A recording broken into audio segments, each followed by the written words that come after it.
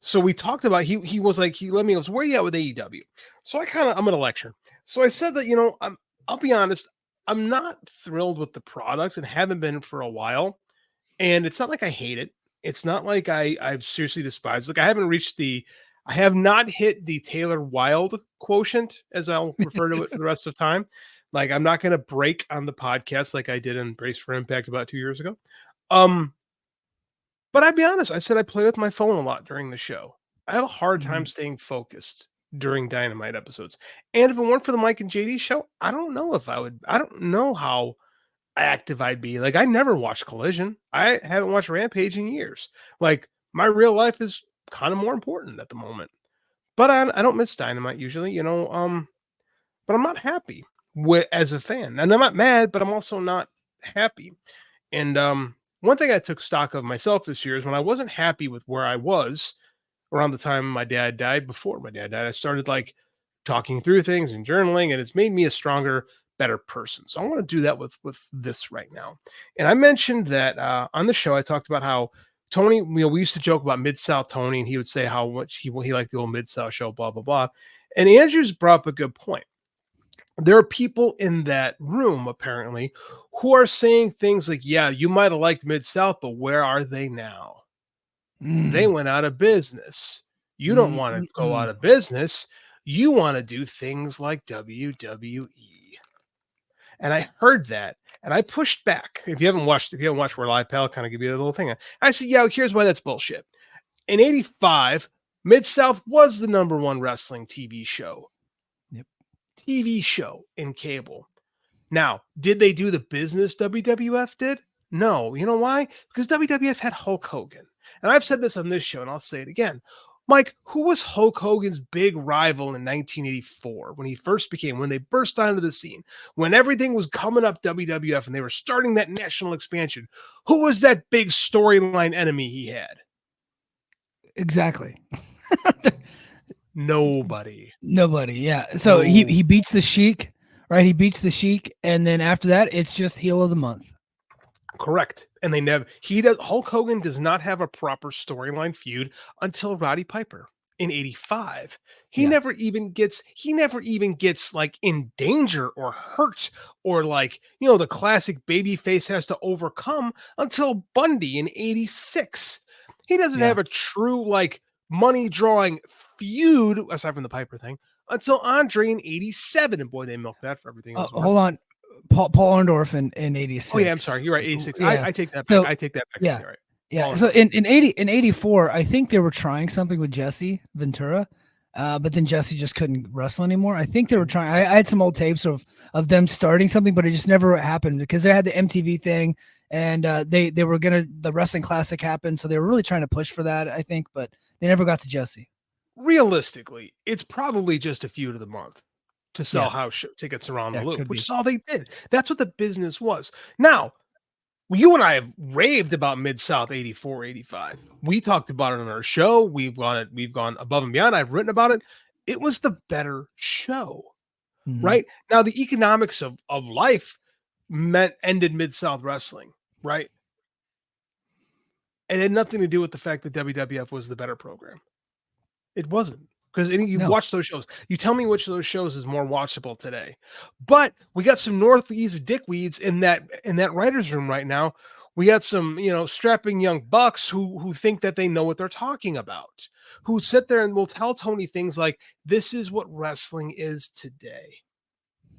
So what's happened, man? Forbidden Door, Joe, our boss, Joe Lanza, had a great episode of his show today, talking about how his theorizing that Tony and AEW have actually run off the hardcore wrestling fans, not the hardcore AEW fans, not the people that Mike likes to poke and prod with his tweets every week, which, by the way, I love and appreciate, because those it's people been a are banner weird. week for that, by the way. Oh, it sure has, man. I just love your Twitter so much. You do things that I can't do. So as I was saying, you've got these voices like, oh, Joe Lanza, our boss, thinks that the hardcore wrestling fan is being run off. Forbidden Door will do well this weekend. It'll probably hit $1 million gate. They might hit 10,000 in attendance. Yeah. Mike, 2 years ago, I took Andy to Forbidden Door at the United Center, the first Forbidden Door. and there were 16,000 people in the building, right? And I had to make sure to get my seats immediately because it was a first day sellout. That isn't happening for AEW anymore, right? In there, and I've been saying this on our show for years about what is our Mike and JD show catchphrase, Mike? What do we do with the Fuck the casuals? casuals. Fuck the casuals, right? Yep. That was what I said for years. I said you want to establish your base and stay loyal to your base because once you push away the hardcores, then you lose your identity. Here we are 2.5 years later, right? Look where we are. You listened to Wade Keller, and I'll pick on Wade Keller because Wade Keller used to be able to cry and moan all the time. It's like, why does everybody have to be in a faction? Why does it have to be like this? Sean Ross Sapp crying gang wars every time they had a podcast and there was like faction feuding, right? So you listen to these fucking people and you brought in Jimmy Jacobs. You brought in Pepperman. You brought in Pat Buck. You brought in all these WWE guys. You brought in all these Vince disciples. Now you brought in the Pepperman. Like you brought all these people in who, by the way, were Vince acolytes during a phase when WWE business had gotten so soft that it allowed for competition to exist in the marketplace. First time in 20 years. But what happens? You surround yourself with people that know the business and you listen to, quite frankly, idiots with podcasts, but you listen to more famous idiots with podcasts. Yeah. Right? You listen to guys who have a name like Wade Keller, and you allow them to strip mine everything that made your company different. Now, what do we have? Now we have soft WWE. Again, Joe said it best. Joe said his great quote was like, they're better at doing the sports entertainment thing than you are.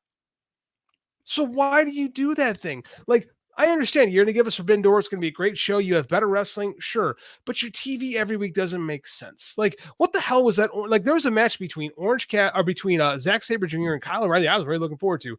And the storytelling was so like muddled. The match is good, but you keep showing Gabe Kidd and Roderick Strong, which I didn't even realize that until Joe pointed out to me. What bothered me was that ending angle where Ishii comes out and nobody cheers him because you've chased away all those fans. No one cared about Naito. No one cared about Ishii. No one cared about Minoru Suzuki, right? Where are those fans? Where is that hardcore fan? Not hardcore AEW, but hardcore wrestling fan base. The quote unquote sickos that you book for. Like, this is the problem. This is like, again, what we said on this show 2 years ago was you have to stay true to what you are. You have to embrace your role in this. Stop chasing. Mike, how many fucking casuals have been won? None, because like the numbers, and I'm not just talking about the ratings. I know last week rating was like an abomination, and obviously it bounced back to what their new normal is, which is kind of hovering around 700,000. But we don't really like. I don't really pay too much attention to the ratings anymore because it can fluctuate really easily. And honestly, like Dave was talking about it this morning, the top tier stations are down to like 70 million homes now, and so a year-over-year rating, it's gonna be decreasing every single year. We're gonna get to a point where streaming overtakes cable. I think we're almost getting to that point here eventually. But let's take ratings out though. Let's take ratings out. Let's look at the ticket buyers. Yeah. So that's what I was trying to get at.